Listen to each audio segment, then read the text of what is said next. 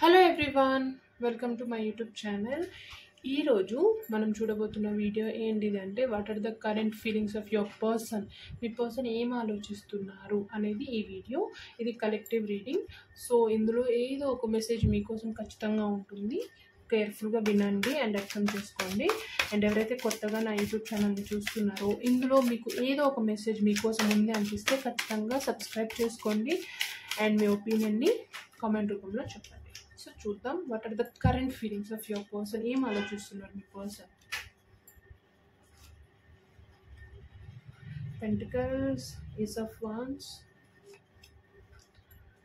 Swords card, queen of pentacles, again swords card. Wow, ఎంత బాగా వచ్చింది. దీనికి పెంటికల్, దీనికి అండ్ సేమ్ వచ్చేసాయి. సో చూద్దాం ఏం ఎనర్జీ ఉంది, ఏం చెప్పాలనుకుంటున్నాను మీ పర్సన్ అనేసి. సో ఇక్కడ మోస్ట్లీ ఏం ఎనర్జీ కనిపిస్తుందంటే మీ పర్సన్ ఎవరైతే ఉన్నారో మేజర్గా 2 ఎనర్జీస్ కనిపిస్తున్నాయి. చాలా స్ట్రగుల్లో అయితే ఉన్నారు. ఆ స్ట్రగుల్ ఎండ్ అయ్యే సిచ్యువేషన్లో ఉంది. ఎట్ ది సేమ్ టైం కొత్త బిగినింగ్ మీ పర్సన్ లైఫ్లో రాబోతుంది. సో ఏం చెప్పాలనుకుంటున్నారంటే ఓవరాల్గా నేను ఇంత కష్టపడుతున్నాను ఎవ్వరి హెల్ప్ లేకుండా, అట్లీస్ట్ నాకు నువ్వన్నా హెల్ప్ చేయాలి ఖచ్చితంగా. నీ హెల్ప్, నీ మోటివేషన్, నీ మాటలు నాకు కావాలి. నేను చాలా సఫర్ అవుతున్నాను.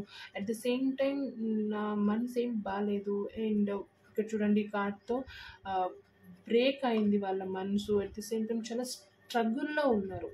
అండ్ ఇంత స్ట్రగుల్లో ఉన్నప్పటికీ మీ పర్సన్ ఏం ఆలోచిస్తున్నారంటే మన రిలేషన్షిప్కి ఒక కొత్త బిగినింగ్ ఇవ్వాలి. ఇంకా ఇక్కడే దీన్ని స్టాప్ చేయదలుచుకోవట్లేదు.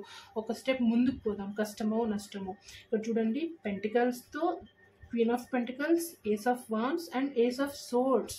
సో ఖచ్చితంగా అనిపిస్తుంది ఏంటిది అంటే ఇక్కడ చూడండి pentacles card and same. So అంటే ఒక ఏదైతే సిచ్యువేషన్ ఉందో అది ఎండ్ అవ్వడానికి వస్తుంది. ఆ ఎండ్ అవుతూనే ఒక కొత్త బిగినింగ్ తీసుకురావాలి అని ఆలోచిస్తున్నారు. అలా ఆలోచిస్తూనే ఇంకొకటి ఏంటిది అంటే ఆలోచన అయితే ఉంది. ఆ ఆలోచనకి ఈ యొక్క ఏదైతే ఉందో బాధ, స్ట్రగుల్, లేదంటే ఎవరైతే మీ పర్సన్ యొక్క మనసుని బ్రేక్ చేశారో ఆ ఒక్క బాధ ఆపేస్తుంది. ఇప్పుడు నేను ఇది చెయ్యాలా అంటే నేను ఆల్రెడీ ఇంత సఫరింగ్లో ఉన్నాను, ఇంత కష్టపడుతున్నాను, నాకు ఎవ్వరు హెల్ప్ చేయలేదు. అండ్ ఈ సిచ్యువేషన్లో నువ్వు కూడా నాతో లేవు. నేను ఎలా హ్యాండిల్ చేయాలి ఇవన్నీ?